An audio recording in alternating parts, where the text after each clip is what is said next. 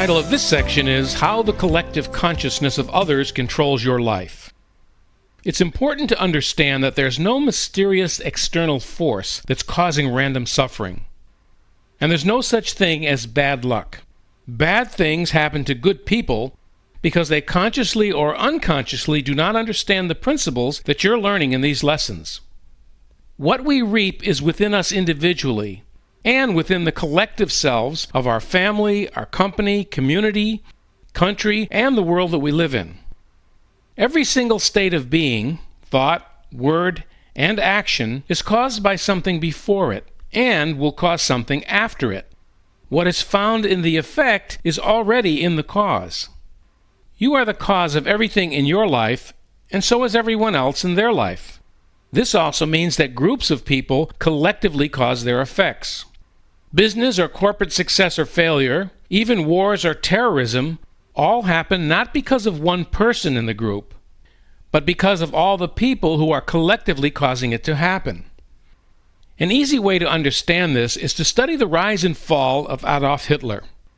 It's important to understand that Hitler could have never come to power without the passive acceptance of the rest of the world. The world created the conditions necessary for Hitler to rise to power. At that time, the collective consciousness in Germany was of wanting someone to come along and save them from the poverty that they were experiencing as a society. Hitler came along and he blamed the Jews for taking jobs away from the Germans.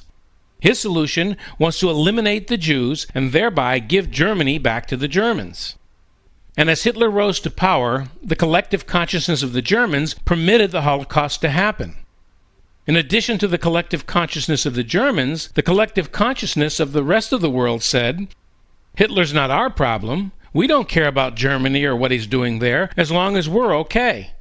So this collective consciousness made it easy for Hitler to do what he did. Now the lesson here is that it was the collective consciousness that actually created Hitler. People blame Hitler, but he was the result of the collective consciousness. He could have not have done what he did all by himself. He was only one man. He needed the conscious and unconscious cooperation of the people. Therefore, one cannot hold Hitler responsible as the sole victimizer without holding responsible those who created the conditions that made these things possible. Hitler acted as a mirror to the world, a focused consciousness of indifference and a belief in superiority and separation in each person. The Middle East is another example of a collective consciousness where people put their attention on violence and hate, and they keep creating more of the same thing. How can you possibly have peace when you're focused on violence? You cannot attract one thing by putting your attention on another. The world's conflicts may be started by terrorists or some insane dictator, or even by a mighty power in the name of freedom, but it's all the same. It all comes from fear, and it perpetuates the very thing that they're trying to eliminate. I lived in Russia for a time, and while I was there, I had the opportunity to observe the collective consciousness of the Russian people. The overall consciousness in Russia is one of victimization. Because they've been oppressed for so many years by one corrupt government after another, they've resigned themselves to living as victims. In other words, they feel they're victims of circumstances that they have no control over. They blame the government and outside forces for their poverty and for all the other problems that they experience. These well-meaning, basically kind and loving people do not understand the law of attraction. By perpetuating the thinking that they're victims, they collectively create or energetically attract the same conditions, including a corrupt government, that has kept them in a life of poverty and despair. Now, the only way out of this dilemma is for them to stop blaming outer conditions. As we've already learned, that never works. They first must change their thoughts, the cause, so that they can change their conditions, the effect. When they do this, the government and their circumstances or outer conditions will change. When I was there, I taught some classes on the principles of deliberate creation. My intention was to show people how to achieve their desires, even under the most adverse circumstances. Since then, I have heard from many of my students who have achieved great success using these principles. This is further proof that we can change and learn to create whatever we desire regardless of our present conditions. By sharing this information, I was able not only to change their lives, but mine as well, because I activated the law of attraction. The more I helped them, the more my life prospered. This is one of the secrets of creating anything. For example, if you want to increase your financial situation, all you have to do is to offer to help others to increase theirs as well. I don't mean by giving them money, but by showing them how to create wealth. One very powerful way of getting what you want is to help other people get what they want. That's why it's beneficial to you to ensure that your employees, business partners, family, community, country, and the world, if they're interested, have access to this information. Giving promotes energy flow, placing you in harmony with what you want to receive. A simple rule is that whatever you wish to have, if you cause another being to have it first, you will have it in abundance. For example, if you wish to have wealth, show others how to have wealth, and soon you will find yourself wealthy in an amazing way. Giving is energy in motion, and here's how it works. When you give or help someone to have something, the universe finds the best way to give it back to you multiplied, at a time that's most appropriate and in a form that's best suited for you. It's all right to think and to know that when you give, you'll get something back. To expect a reward is empowering. Confident expectation triggers the universe to give you what you expect and focus on. So you don't have to pretend that you're not interested in receiving a reward. However, here is something important for you to understand. A problem arises when you start expecting to receive something back from the same person you gave it to, with the attitude, "I did this for you, so you should do that for me." Never ask for or expect a return from those that you give to. More than likely, what you give to one person will come back from a different source, in a time and in a form that's best suited for you. You cannot name or second-guess the source.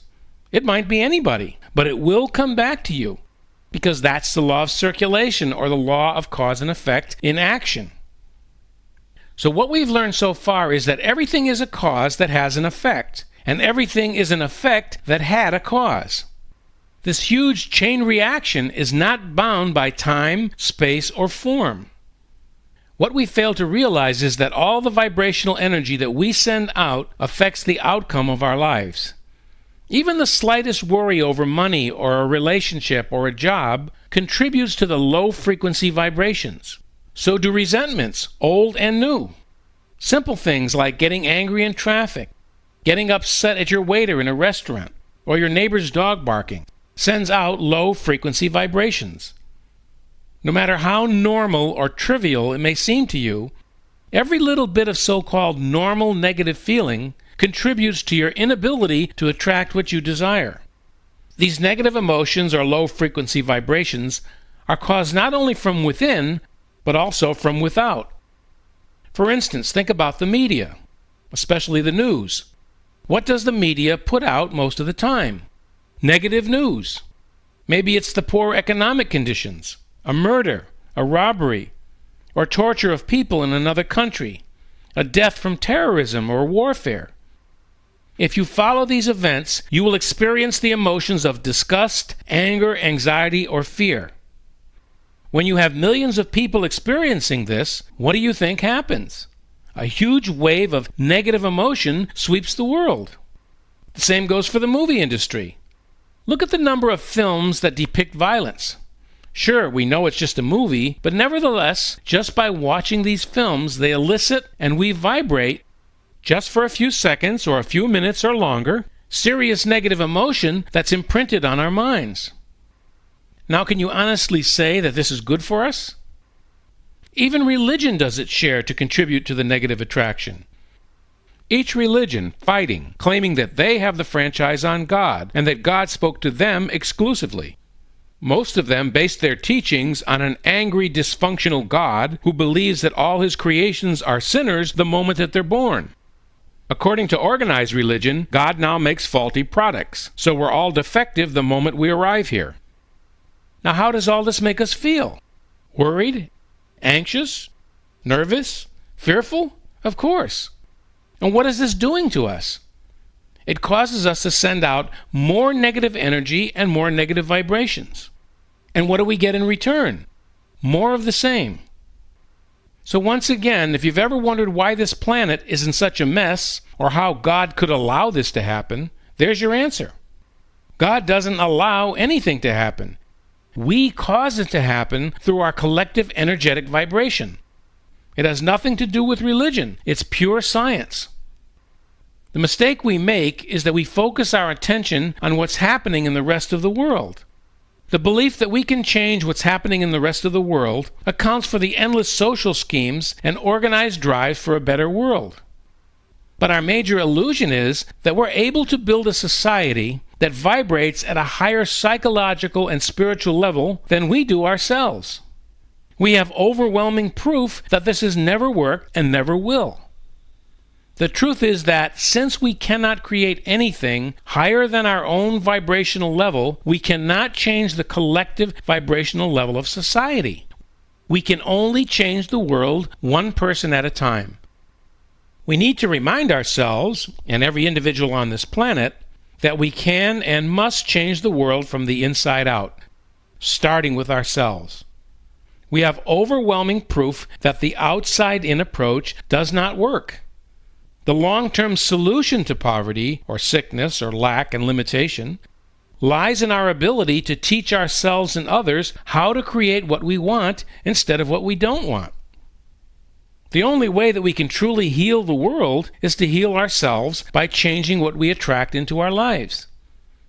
Now, I know this is a hard pill to swallow, but unless we accept it, society as a whole will never get any better.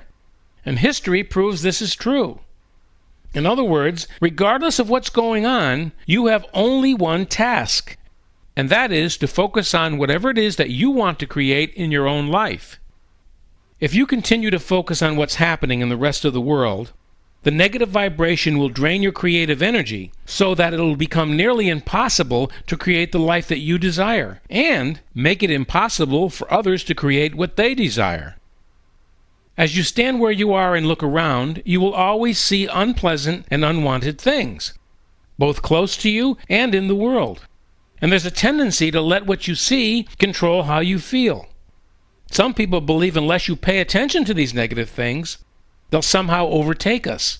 And I'm saying that if you put your attention on unwanted things, more unwanted things will come into your life and into the life of others through the collective energetic vibration. You must stop focusing on the negative situations of others, either around you or in the world. Now, on the surface, this may seem selfish, but it's not. Why? Because you cannot give what you don't already have. If you're vibrating negatively, how can that possibly help the rest of the world?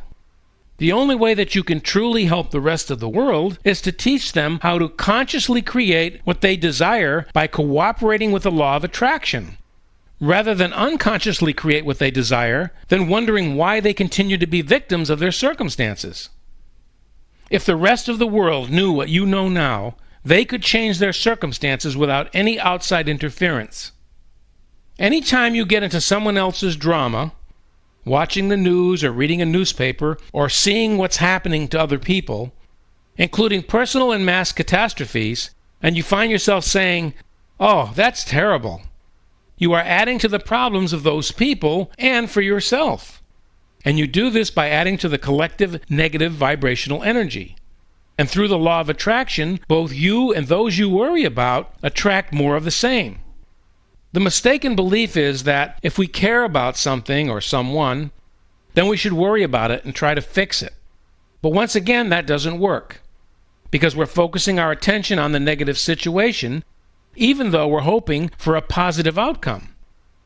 You must stop focusing on anything that creates negative emotional energy. This means all of it. Don't give it your attention. Trust me, there are plenty of others who will be paying attention to it. Instead, just send positive energy. This means seeing a positive outcome regardless of present circumstances. Since there's only one creative mind in the universe, and we're all part of this one mind, you add to the solution and not to the problem. When you send out a thought of what you want for these people, instead of feeling sorry for them, you don't add to the collective negative vibration. Now, if you can't do this and truly believe it, then don't send out anything at all. Just let it go. Don't get into the drama, because you're only adding to the collective negative energy that will attract more of the same thing. Now, I will be the first to agree that it's not always easy to keep a high vibrational energy. But the fact is that having negative thoughts, feelings, and emotion is nothing more than mental malpractice. Most of it comes from the negative habit patterns that we learned in childhood. Unfortunately, some of these habits are not easy to break. They become part of our way of life, part of our day-to-day thinking and reaction. In fact, most of us are addicted to negativity. Sadly, most of our habitual thinking and emotions are extremely negative. This doesn't mean we cannot change them, but it will take some commitment on our part. The problem is that what becomes familiar soon becomes our default mode. It's easy to see that the default mode for most people is negativity. We expect the worst. This causes us to send out low-frequency energy or vibrations, and we keep attracting more of the same thing. So here's my point. We are generators of waves of energy that carry with them a particular vibratory frequency based on the emotions that we're feeling at the time that we send them out. Unfortunately, we have been sending out waves of low-frequency negative vibrations for most of our lives. So we have to pay attention to what we're sending out. We need to generate as many high-frequency vibrations as we can. As we continue on with these lessons, I will give you some specific ways to generate high vibrational levels that will enable you to magnetize and attract the things that you want and eliminate the things that you don't want. But first, let's talk about how to use your natural inner guidance system to create your life by design.